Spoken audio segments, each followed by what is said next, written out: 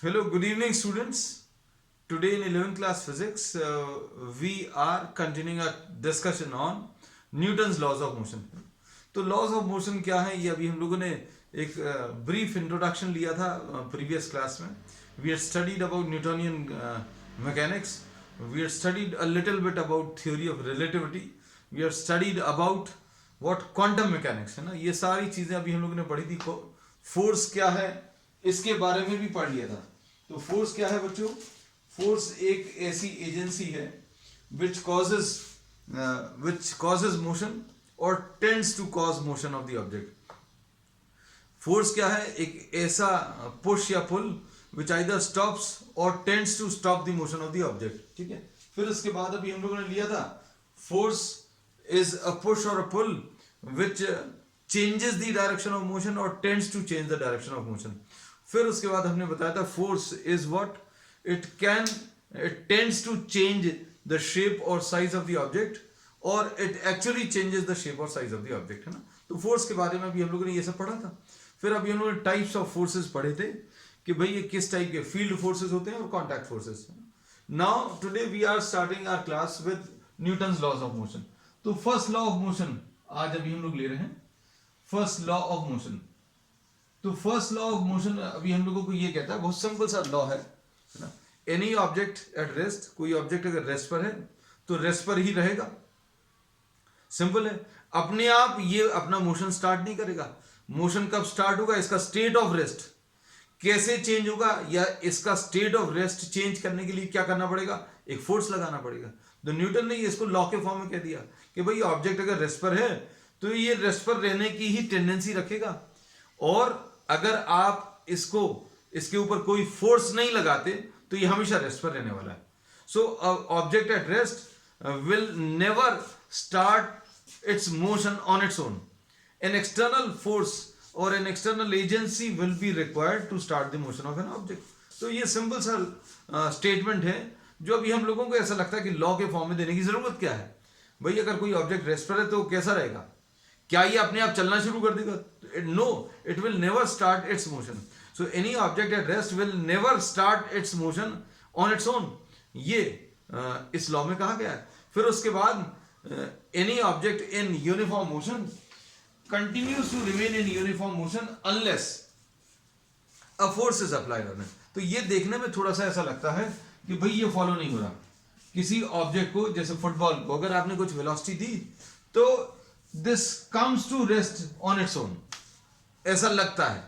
but here we say there is an external agency which is trying to stop the motion of the object, and this is what the force of friction.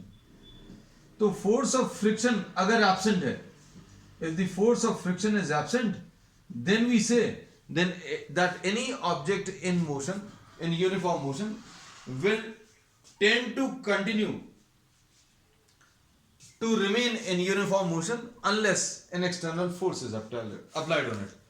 तो कोई object अगर rest पर है तो rest पर रहने की tendency रहेगी, और कोई ऑब्जेक्ट अगर यूनिफॉर्म मोशन में है तो उसकी टेंडेंसी रहेगी कि वो यूनिफॉर्म मोशन में ही रहे जब तक कोई एक्सटर्नल फोर्स नहीं लगा है. तो external force, force of friction, air resistance, ये सारे फोर्सेस अगर नहीं है तो अगर आप किसी फुटबॉल को किक करोगे तो then this will continue to move for ever. Football जो है हमेशा ही चलती रहेगी, है ना. तो अब इसमें क्या बोलते हैं बच्चों? इसमें अब हम लोग ये कहते हैं कोई ऑब्जेक्ट अगर रेस्ट पर है तो it can never start its motion on its own. कोई ऑब्जेक्ट अगर रेस्ट पर है it can never start its motion on its own. A force is required. Any object in uniform motion will never change it's state of uniform motion on its own. कभी भी वो अपनी state of uniform motion को खुद change नहीं कर सकता. उसके लिए एक एक्सटर्नल फोर्स की जरूरत पड़ेगी. वो एक्सटर्नल फोर्स या तो फोर्स ऑफ फ्रिक्शन हो सकता है, और it may be a force applied by some person, है ना. तो अब हम लोग ये कहते हैं कि कोई भी ऑब्जेक्ट अगर रेस्ट पर है तो रेस्ट पर रहने की टेंडेंसी. कोई ऑब्जेक्ट अगर यूनिफॉर्म मोशन में है तो यूनिफॉर्म मोशन में रहने की टेंडेंसी रखता है ना. और अगर इसके स्टेट को हम लोग चेंज करने की कोशिश करें तो वो अपोज करेगा. और ये अपोजिशन जो है, this is termed as the property of inertia. तो inertia is what? It is the inability of an object to start motion on its own. कोई ऑब्जेक्ट अगर रेस्ट पर है तो अपने आप मोशन स्टार्ट करने की इनएबिलिटी को अभी हम लोग इनर्शिया बोलते हैं। अगर ये बच्चों रेस्ट पर है तो ये this is not able to start its motion on its own. Truck अगर रेस्ट पर है तो it will never start its motion on its own. और इसका मोशन स्टार्ट करना है या ट्रक का मोशन स्टार्ट करना है तो दोनों में कुछ एफर्ट लगेगा। इसमें कम एफर्ट लगेगा क्योंकि ये अपनी स्टेट ऑफ रेस्ट को कम अपोज करता है। हम लोग अगर किसी ऑब्जेक्ट को चलाने की कोशिश करें, इमेजिन करना बच्चों, अभी हमने ये बोला suppose if you are having this object and you are having a heavy object, है ना, this is a heavy object. अब ये रेस्ट पर है तो रेस्ट पर रहने की कोशिश करेगा, ये रेस्ट पर है, रेस्ट पर रहने की कोशिश करेगा। And if you are try to change the state of rest, try to change the state of rest मतलब क्या है? Try to move the object, try to move the object, तो क्या होगा?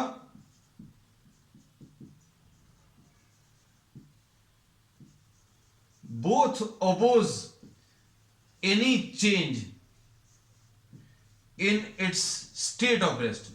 दोनों जो है स्टेट ऑफ रेस्ट में किसी भी प्रकार के चेंज को अपोज करेंगे।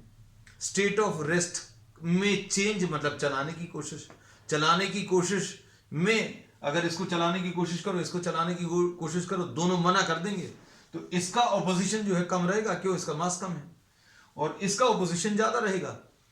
क्यों? क्योंकि इसका मास ज्यादा है। So we say that this inability of an object to start the motion on its own is termed as inertia. ठीक है, तो इनर्शिया भी हम लोग क्या बोलते हैं? It is the property by virtue of which an object opposes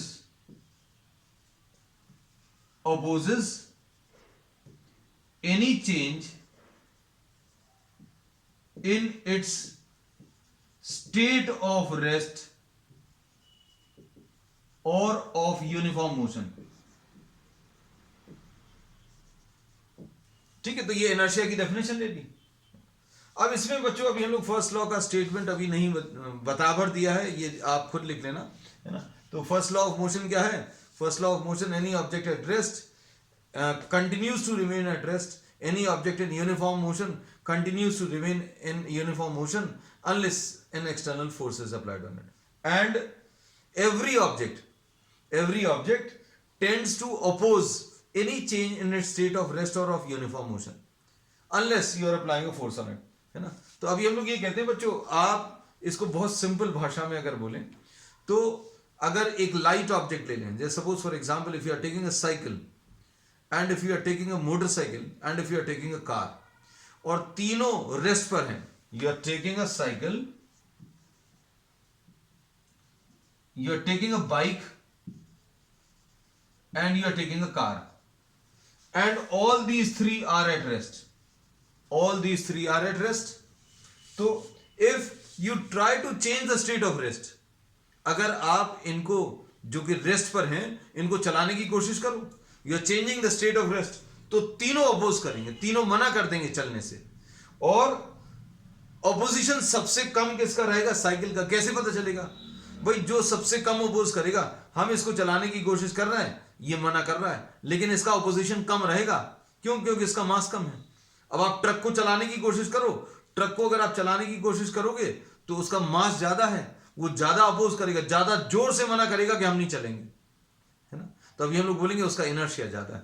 so we say that mass is the measure of inertia, mass is the measure of inertia. बच्चों मास क्या है? Mass is the measure of inertia. तो इसका मतलब क्या है? Smaller mass, smaller is the inertia, smaller mass mean smaller inertia. मतलब क्या है? Smaller is the opposition, smaller is the opposition to any change in its state of rest. and hence smaller is the effort required to start the motion of the object. आप इस object को अगर आप देखो तो इसका मास कम है, मतलब इसका इनर्शिया कम है, मतलब इसकी मना करने की दम ज्यादा नहीं है ना। मतलब अभी हम लोग इसको अगर चलाने की कोशिश करेंगे तो ये मना कर देगा, लेकिन ये ज्यादा जोर से मना नहीं कर पाएगा। क्यों? क्योंकि इसके पास ज्यादा मास नहीं है। तो कैसे पता चलता है ये? हम लोग इसको चलाने की कोशिश करेंगे, थोड़ा सा मना करेगा, थोड़े से एफर्ट में चल देगा। ट्रक को देखो, तो ट्रक को अभी हम लोग देखें, अगर आप चलाने की कोशिश करोगे तो ट्रक का मास बहुत ज्यादा है, मतलब ज्यादा एनर्जिया है, मतलब वो ज्यादा जोर से मना करेगा। ज्यादा जोर से मना कर रहा है चलने से, कैसे पता चलेगा? If you are trying to move the truck, then it will oppose, and it will oppose by a larger amount, and that will reflect in terms of the effort required. Maybe 2 or 3 or 10 persons are required to start the motion of the object, है ना। तो हम लोग इसमें क्या बोलते हैं बच्चों? Smaller the mass, smaller is the inertia, and smaller is the opposition to any change in the state of rest or of uniform motion, and hence smaller is the effort required. ये important है last line, effort required to start or stop the motion of the object.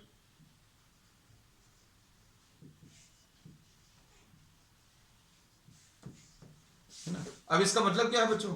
Cycle, bike and car तीनों rest पर हैं, तीनों को चलाने की कोशिश करो। सबसे कम एफर्ट किस में लगेगा? साइकिल में लगेगा। उससे ज्यादा एफर्ट बाइक को चलाने में लगेगा। Larger effort is required to start the motion of a bike, and still larger effort is required to start the motion of the car. समझ आ गई ये तीनों बातें? क्यों? क्योंकि अभी हम लोगों ने बोला smaller the mass, smaller is the inertia, and smaller is the opposition. मतलब तीनों अगर रेस्ट पर हैं तो रेस्ट में रहने की कोशिश करेंगे, और अगर आप उसको चलाने की कोशिश करोगे तो तीनों अपोज करेंगे, तीनों मना करेंगे। लेकिन जिसका मास सबसे कम है वो सबसे कम मना करेगा, सबसे कम अपोज करेगा, इसलिए इसको चलाने में सबसे कम एफर्ट लगेगा। कार को अगर देखें तो कार का मास ज्यादा है, उसका इनर्शिया भी ज्यादा है, इसलिए वो सबसे ज्यादा जोर से मना करेगा कि हम नहीं चलेंगे। फिर क्या होगा बच्चों? अभी हम लोग कैसे पता चलेगा कि ज्यादा जोर से मना कर रहा है? कार को चलाने के लिए ज्यादा एफर्ट लगेगा। तो ये तो इनर्शिया ऑफ रेस्ट बताया।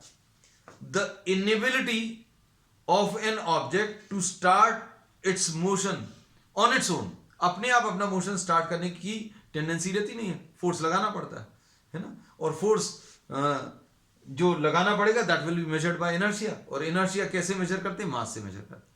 And now suppose all these three are moving with the same velocity. A cycle is moving with 10 meters per second. Then you are having a bike which is moving with 10 meters per second. And then you are having a car which is moving with 10 meters per second. Now these are moving with uniform velocity. Now try to stop the motion. Uniform motion का state आप change करने की कोशिश कर रहे हो। Uniform motion का state change करने की कोशिश करना, यानी कि हम उसको रोकने की कोशिश कर रहे हैं। सिर्फ समझने के लिए अभी हम ऐसा बोल रहे हैं कि यूनिफॉर्म मोशन का स्टेट, उसकी जो स्टेट है, स्टेट ऑफ यूनिफॉर्म मोशन, उसको चेंज करना मतलब रोकने की कोशिश करना। Try to stop a cycle, try to think to try to stop a bike, but don't even think to stop the motion of a car. Physics पढ़ के कुछ भी ट्राई नहीं करना, है ना। इसको तो रोकने की कोशिश कर सकते हो, साइकिल 10 मीटर पर सेकंड से चल रही है, एफर्ट लगाओगे तो रुकने से मना करेगी, लेकिन इतना ज्यादा जोर से मना नहीं करेगी, क्योंकि इसका मास कम है, इसलिए इसका इनर्शिया कम है, इसलिए इसका ऑपोजिशन कम है। Therefore what happens, we say that the object stops easily. What happens to the bike? You can just think about of stopping a bike, but don't even think of stopping the motion of a car. Car अगर 10 metres पर second से चल रही है तो अगर आप उसको रोकने की कोशिश करोगे तो you will get yourself hurt, है ना। लेकिन अभी फिजिक्स के टर्म्स में अभी हम लोग बात करते हैं, smaller mass, smaller inertia, the smaller is the opposition and smaller is the effort required to start और stop the motion of the object. हमने दोनों चीजें इसमें लिखवा दी, है ना। अब देखो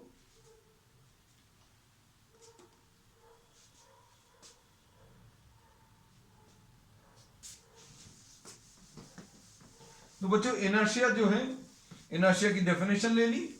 फिर इनर्शिया बच्चों 3 टाइप का है ना। और ये तीनों टाइप में अभी हम लोग इसके कुछ प्रैक्टिकल एग्जांपल्स भी डिस्कस करेंगे। क्या inertia of rest, inertia of rest क्या है बच्चों? इनर्शिया ऑफ रेस्ट क्या है? Any object at rest continues to remain at rest, continues to remain at rest and it cannot start its motion by itself, खुद से ही अपना motion start नहीं कर सकता, है ना। तो ये अगर रुका हुआ है तो रुका हुआ रहने की टेंडेंसी रहेगी। कोई ऑब्जेक्ट अगर रेस्ट पर है तो रुका रहने की टेंडेंसी रहेगी। और इसमें किसी भी टाइप का चेंज अगर अभी हम लोग करेंगे तो ये चेंज जो है उसको अपोज करेगा, है ना। अब देखो इसका कुछ एग्जाम्पल ले लेते हैं बच्चों। इसके कुछ बहुत ऑसम एग्जाम्पल्स हैं अभी हम लोगों की डेली लाइफ में। कोई ऑब्जेक्ट अगर रेस्ट पर है तो रेस्ट पर रहने की टेंडेंसी है ना? अब इसका एग्जांपल बच्चों एक बहुत सिंपल सा एक गेम है। Suppose if you are having a container and on this container you are placing a smooth card. एक स्मूथ कार्ड ले लिया और इसके ऊपर यहां अभी हम लोगों ने एक कॉइन रख दिया, दिस इज अ कॉइन। तो क्या होगा? If you strike this card, this should be a smooth card, है ना। ये चीज याद रखना, क्योंकि अगर फ्रिक्शन नहीं होना चाहिए, अभी हम लोगों ने बोला, तो फ्रिक्शन नहीं हो उसके लिए अभी हम लोग एक स्मूथ कार्ड लेना पड़ेगा। If you apply a force, sudden force, then what we say, this object was at rest, this also was at rest, coin was also at rest and the card was also at rest. You are giving motion to the card, दोनों को motion तो नहीं दिया, card को motion दिया, but the coin which was at rest tends to remain at rest. वो अपने आप अपना मोशन स्टार्ट नहीं करे। कार्ड को तो अभी हमने मोशन दे दिया, कार्ड को तो अभी हमने पुश कर दिया, तो क्या होगा? कार्ड चल दिया, लेकिन ये रेस्ट पर ही है, रेस्ट पर ही रहेगा। तो क्या होगा? The card falls forward and what happens? This was at rest and it falls into the container. तो कंटेनर के अंदर गिर जाएगा। ये एक प्रैक्टिकल एग्जांपल है जो अभी आप करके देख सकते हो। तो रेस्ट पर है, रेस्ट पर रहने की कोशिश, है ना। अब इसके बाद बच्चों डस्टिंग ऑफ कारपेट। तो डस्टिंग ऑफ कारपेट में if you apply, dusting of carpet कैसे करते हैं? कारपेट इज हंग, इसको this is hung on a support, आपने किसी सपोर्ट पर इसको हैंग कर दिया।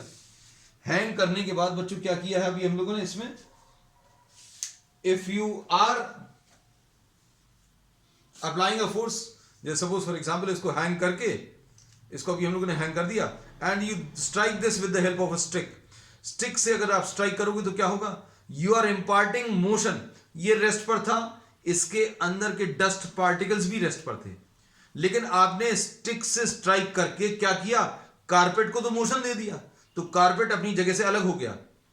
But what happens to the dust particles? एक एक डस्ट पार्टिकल को तो आपने मोशन नहीं दिया, तो वो रेस्ट पर थे, रेस्ट पर रहने की टेंडेंसी है। तो जैसे ही स्ट्राइक किया, डस्ट के पार्टिकल्स रेस्ट पर थे तो यहीं पर रह जाएंगे, और यहीं पर रह जाएंगे। What will happen? Due to gravity this will fall in downward direction.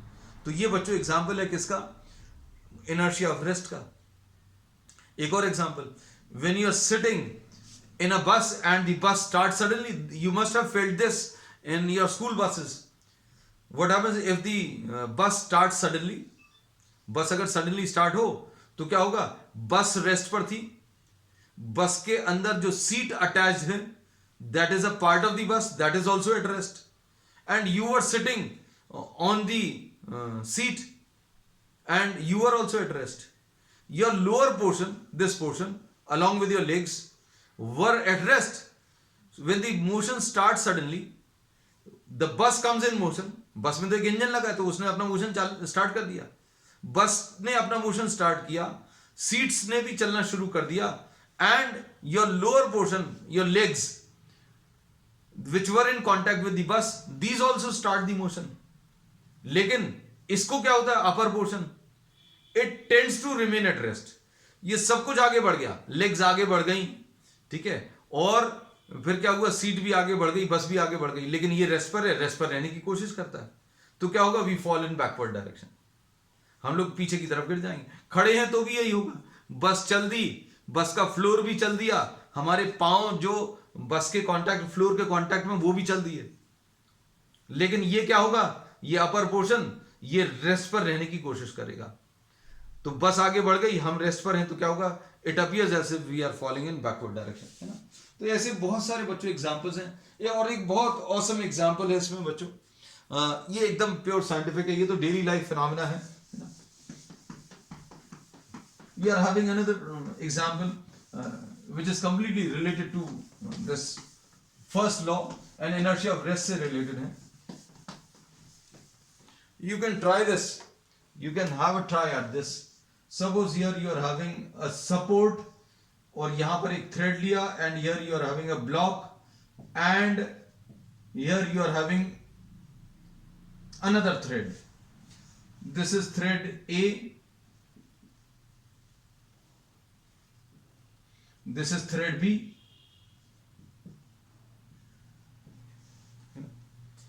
अब इसमें बच्चों ध्यान से सुनना, इसमें एक बार आप एक्सपेरिमेंट करिए with the help of two identical threads. You give a sudden jerk, sudden pull to the B thread. B thread को अगर आप एक sudden pull दोगे, sudden jerk और pull breaks thread B, and slow and steady pull breaks the thread E. देखो, है अलग सी चीज है ये. इसमें अभी हम लोगों ने बोला कि आप सडनली पुल करोगे तो ये वाली थ्रेड ब्रेक होगी, लेकिन आपको 2 बार करना पड़ेगा. आपके मन में नहीं तो ये आएगा कि भाई ये कैसे पॉसिबल है कि एक बार ये टूट गया तो ये कैसे टूटेगा. तो अभी हमने क्या बोला, आप एक थ्रेड लो, ब्लॉक लो, एक और थ्रेड लो, सडनली पुल करो, ये टूट जाएगा, बी थ्रेड टूटेगा. फिर से सेटअप जमाओ, again arrange everything, thread A, then you are having a block, then you are having block B, pull this slowly and steadily, मतलब फोर्स आप धीरे धीरे बढ़ाते जाओ, तो ए थ्रेड ब्रेक होगा. तो अब इसमें इनर्शिया कैसे आ गया, तो इनर्शिया देखो बच्चों, अगर अभी हम लोग सडनली पुल करेंगे तो क्या होगा, a sudden pull which is given to thread B, sudden pull अगर आप दोगे थ्रेड बी को, तो ये रेस्ट पर था, रेस्ट पर रहने की कोशिश करेगा, है ना, और रेस्ट पर रहेगा भी क्योंकि इसका मास ज्यादा है, ये रेस्ट पर रहेगा, है ना. और जो फोर्स, ये जो सडन फोर्स आपने अप्लाई किया, ये फोर्स जो है ये ब्लॉक ए को चलाएगा नहीं, क्योंकि sudden pull will make this inertia of rest, ये रेस्ट पर था, रेस्ट पर रहने की कोशिश करेगा. तो ये जो पुल आपने अप्लाई किया है, sudden jerk, this sudden jerk, sudden pull does not get transmitted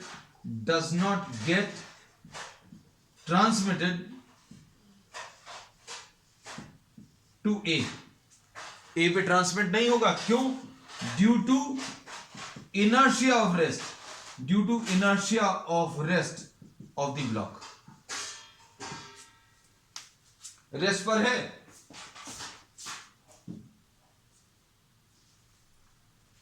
due to inertia of rest of the block. Now slow and steady pull will overcome this inertia of rest, and what will happen? अब क्या होगा बच्चों, अब आप धीरे धीरे पुल करोगे तो ये इसको मूव कराएगा, और चूंकि ए ब्लॉक है, सॉरी ए थ्रेड, इसको ब्लॉक को भी कैरी करना पड़ रहा है, इसलिए slow and steady effort, slow and steady pull will transmit the pull to the thread A, है ना, थ्रेड ए में ट्रांसमिट होगा, और अगर ये ए पे ट्रांसमिट होगा तो क्या होगा बच्चों, force in A becomes greater than force in B. क्यों बच्चों? क्योंकि अभी हम लोग बोलेंगे ये इसमें तो सिर्फ एक पुल आ रहा है, यहां पर क्या होगा, फिर ये ब्लॉक का भी वेट कैरी करेगा, मतलब ये ब्लॉक को भी मूव करा रहा है। अगर अभी हम लोग इसको खींच रहे हैं तो अभी हम लोग क्या बोलेंगे, इसमें ब्लॉक का वेट और ए थ्रेड, उसके अंदर जो ये पुल अप्लाई किया, दोनों चीजें आएंगी। So force in A becomes greater than force in B, therefore what happens, the thread A breaks. चलो अब नेक्स्ट बच्चों, नेक्स्ट एग्जांपल। तो ये बच्चों कुछ एग्जांपल्स हैं। अब इसके बाद नेक्स्ट है इनर्शिया ऑफ मोशन। ये इनर्शिया ऑफ रेस्ट डिस्कस किया था, अब इनर्शिया ऑफ मोशन है ना। तो बच्चों इसके भी बहुत सारे एग्जांपल्स हैं। इनर्शिया ऑफ मोशन, तो इनर्शिया ऑफ मोशन क्या है बच्चों?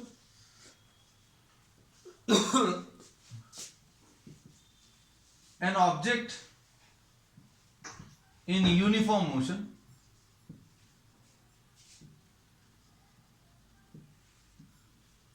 continues its uniform motion, continues what, its uniform motion, and cannot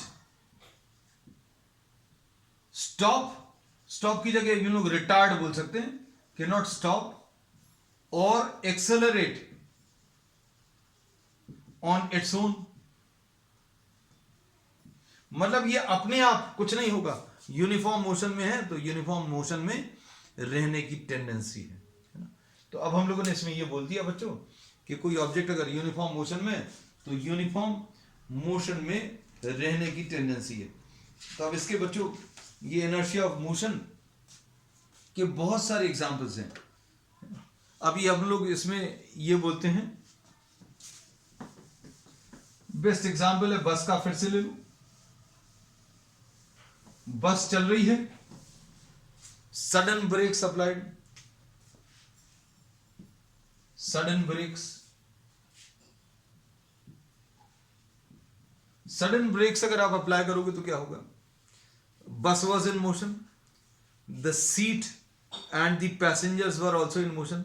breaks आपने अप्लाई किए, किसी में बस में अप्लाई किए तो बस रुक गई, सीट्स भी रुक गई, लेग्स वो कांटेक्ट में थे बस के तो वो भी रुक गए। What happens to the upper part, the upper part continues its motion. भाई बस जा रही थी, बस ने ब्रेक लगा दिया, ब्रेक लगाया तो बस रुक गई, बस की सीट्स रुक गई, फ्लोर भी रुक गया, पांव हमारे जो फ्लोर के कांटेक्ट में थे वो भी रुक गए। अब क्या होगा, अपर पार्ट मोशन कंटिन्यू करेगा, और इसको अभी हम लोग ऐसा कहते हैं कि we fall in forward direction, ऐसा बोलते हैं। लॉन्ग जंप में बच्चों, लॉन्ग जंप में आप खड़े खड़े, the athlete does not jump, takes a long jump from the same place, इसी जगह पर खड़े होकर लॉन्ग जंप नहीं लेगा। The athlete run some distance, running करेगा और रनिंग करके फिर लॉन्ग जंप लेगा। तो क्या होगा बच्चों, मोशन में है तो मोशन में रहने की टेंडेंसी है। अब आपने क्या किया, खड़े होकर जंप करोगे तो कुछ वेलोसिटी ऑफ जंप आएगी, लेकिन आप दौड़कर आए, if you are start running, then velocity of the jump and the velocity of running दोनों एड अप हो जाएंगी, है ना। तो इट कंटिन्यूज द मोशन। अब उसके बाद एक और example, when you get out of a moving bus, when you deboard of moving bus, अगर आप मूविंग बस में से बाहर निकले, मूविंग ट्रेन में से बाहर निकले, what happens, the train is moving, you also are moving, your entire body is moving with the same velocity as the velocity of the bus or the velocity of the train. But what happens as soon as you deboard the bus or the train, जैसे ही आप नीचे उतरोगे, what happens, you find a floor which is at rest. अभी आप किस floor पर थे? You were on a floor which was moving. आप एक ऐसे फ्लोर पर थे जो चल रहा था, मतलब बस चल रही थी, बस का फ्लोर चल रहा था, आप भी चल रहे थे। अब आप नीचे उतरे, नीचे उतरे तो आपके पांव, your feet come to rest because the ground is at rest. क्या होगा? आपकी बॉडी चल रही थी तो वो चलती रहेगी, your body continues the motion. हम लोग ऐसा आम भाषा में कहते हैं कि भाई चलती बस से उतरे, गिर गए, लेकिन फिजिक्स के टर्म्स में क्या आएगा बच्चों? Your upper part does not understand the change. What happens when you deboard the bus? Your feet come to rest. आपके पांव रेस्ट पर आ जाते। क्यों? क्योंकि जमीन रुकी हुई है, लेकिन आप चलते रहे। पांव जमीन पर जैसे ही आए, as soon as your feet come in contact with the ground, your feet come to rest and you continue the motion, है ना? तो ऐसे बच्चों बहुत सारे एग्जांपल्स हैं। ठोकर लगने पर गिरते हैं। when you stumble across a stone, when you are walking suppose, and some obstacle comes across, you are moving and an obstacle comes in your feet। आप जैसे चल रहे थे, चलते समय आपके पांव किसी चीज से टकरा गए, you stumble across, what happens? the upper part continues the motion। आपके पांव रुक गए, लेकिन अपर पार्ट जो है मोशन कंटिन्यू करता है। हम लोग आम भाषा में कहते हैं गिर गए, लेकिन फिजिक्स के टर्म्स में इनर्शिया ऑफ मोशन है ना? अब बच्चों बहुत सारे एग्जांपल्स हैं ऐसे, अब हम लोग बहुत सारे अब और नहीं डिस्कस करेंगे। अब इसके बाद inertia of direction. Inertia of direction क्या है? The inability to change the direction on its own. कोई ऑब्जेक्ट अगर स्ट्रेट लाइन में मूव कर रहा है तो वो स्ट्रेट लाइन में ही मूव करने की कोशिश करेगा, है ना? And it will never change its direction on its own. This inability is termed as inertia of direction, है ना? तो बच्चों नेक्स्ट है इसमें इनर्शिया ऑफ डायरेक्शन। इसका भी बहुत अच्छा एग्जांपल है। जब आप बस में बैठते हैं, यू आर मूविंग स्ट्रेट, आप स्ट्रेट मूव कर रहे हो, बस मूव कर रही है, seat is also moving, the passengers are also moving, and what happens? There is a mechanism provided in the bus, the steering की मदद से क्या हुआ? अचानक एक टर्न ले लिया। ये बस ऐसा स्ट्रेट मूव कर रही थी, अचानक एक ऐसा टर्न ले लिया, लेकिन आपके अंदर कोई स्टीयरिंग नहीं है। ये बस में आप यहां कहीं पर बैठे थे और अचानक से ये बस टर्न हो गई। What happens? There is a change in direction.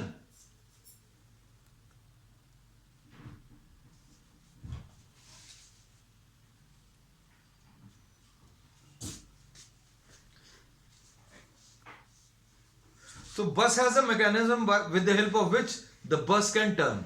बस टर्न कर सकती है। कैसे? स्टीयरिंग से।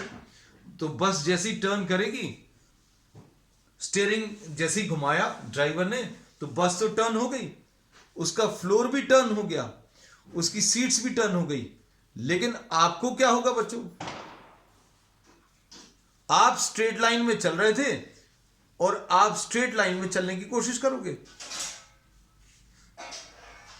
कैसा रहेगा बच्चों?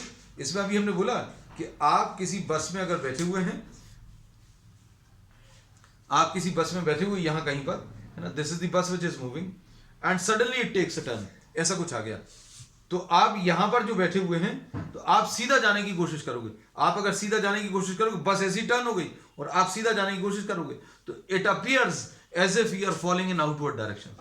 हमें सिर्फ ऐसा लगता है कि हम बाहर की तरफ गिर गए, तो बाहर की तरफ नहीं गिरे।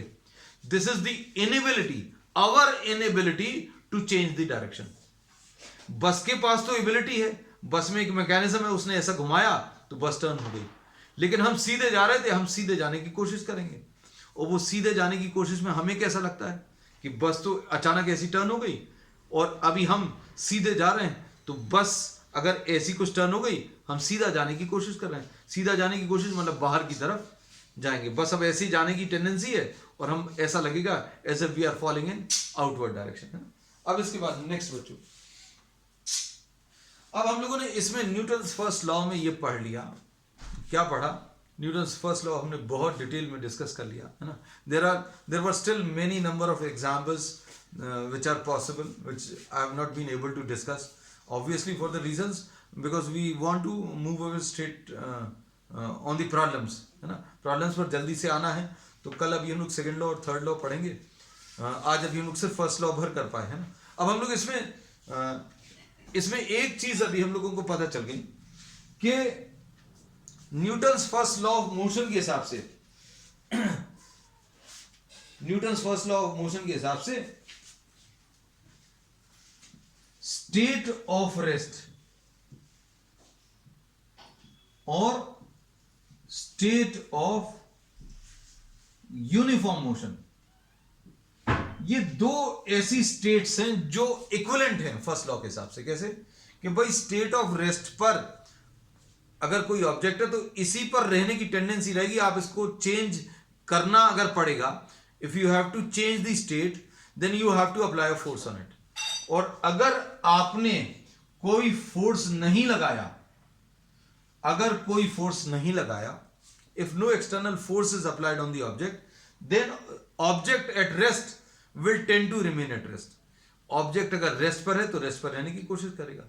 और अगर ये कांस्टेंट वेलोसिटी से चल रहा है, यूनिफॉर्म वेलोसिटी से चल रहा है, तो अभी हम लोग बोलेंगे it will continue to move with uniform velocity. मतलब ये दोनों ही स्टेट कैसे हैं, स्टेट ऑफ रेस्ट और state of uniform motion correspond to one single common condition that external force is zero. बाहर का कोई फोर्स काम नहीं कर रहा, बाहर का कोई फोर्स काम नहीं कर रहा, मतलब अभी हम लोग क्या बोलेंगे, ऑब्जेक्ट अगर रेस्ट पर है तो रेस्ट पर ही रहेगा, यूनिफॉर्म मोशन में है तो ये यूनिफॉर्म मोशन में ही रहेगा। क्यों? क्योंकि आप बाहर से कोई फोर्स अप्लाई नहीं कर रहे। तो अभी हम लोग क्या बोलते हैं बच्चों, अब इसमें अच्छे सुनना, फोर्स अगर जीरो है तो क्या होगा, ऑब्जेक्ट रेस्ट पर होगा कि चल रहा होगा कि एक्सेलरेट कर रहा होगा कि रिटार्ड कर रहा होगा, इस टाइप के बहुत सारे क्वेश्चंस बनते हैं। तो फोर्स अगर जीरो है तो अभी हम लोग बोल सकते हैं the object can be at rest, पहली चीज, और it can be in uniform motion, है ना। और फोर्स जीरो वाली condition, if no force is acting on the object then this condition is termed as the equilibrium condition. इसको बच्चों अभी हम लोग क्या बोलते हैं, इक्विलिब्रियम कंडीशन बोलते हैं, है ना। और इस इक्विलिब्रियम में जहां पर ये स्टेट ऑफ रेस्ट है तो बच्चों ये स्टैटिक इक्विलिब्रियम कंडीशन कहलाती है। स्टैटिक का मतलब तो समझ में आता होगा, स्टैटिक इक्विलिब्रियम का मतलब क्या है, no net force is acting on the object, कोई भी नेट फोर्स ऑब्जेक्ट के ऊपर काम नहीं कर रहा। अगर कोई भी फोर्स ऑब्जेक्ट के ऊपर काम नहीं कर रहा, रेस्ट पर है, रेस्ट पर रहेगा। 10 मीटर्स पर सेकंड से चल रहा है तो 10 मीटर्स पर सेकंड से ही चलता जाएगा। ऐसा होता है क्या? लेकिन अभी हम लोग को ऐसा देखने में लगता है तो 10 मीटर्स पर सेकंड से जा रहा है तो रुक जाएगा कुछ देर बाद जाकर, क्योंकि उसके ऊपर फोर्स लग रहा है, फोर्स ऑफ फ्रिक्शन। लेकिन अभी हमने बोला कोई फोर्स नहीं लगा। अगर कोई फोर्स नहीं लगा तो अगर वो यूनिफॉर्म मोशन में तो यूनिफॉर्म मोशन में ही रहेगा। और यूनिफॉर्म मोशन के लिए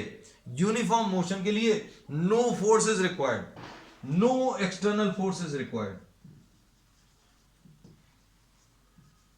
ये बच्चों ध्यान से समझना और याद रखना। क्या चीज, रेस्ट पर है तो ये वाली कंडीशन तो समझ में आती है, रेस्ट पर है, no force is acting on the object, ये समझ में आता है।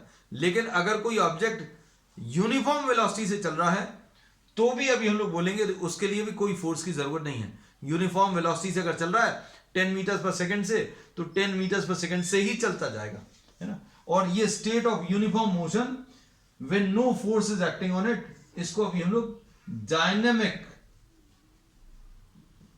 इक्विलिब्रियम बोलते हैं, है ना। तो दो टाइप के इक्विलिब्रियम अभी हम लोगों ने डिस्कस कर लिए। कौन सा? एक स्टैटिक इक्विलिब्रियम और एक बच्चों डायनेमिक इक्विलिब्रियम, है ना।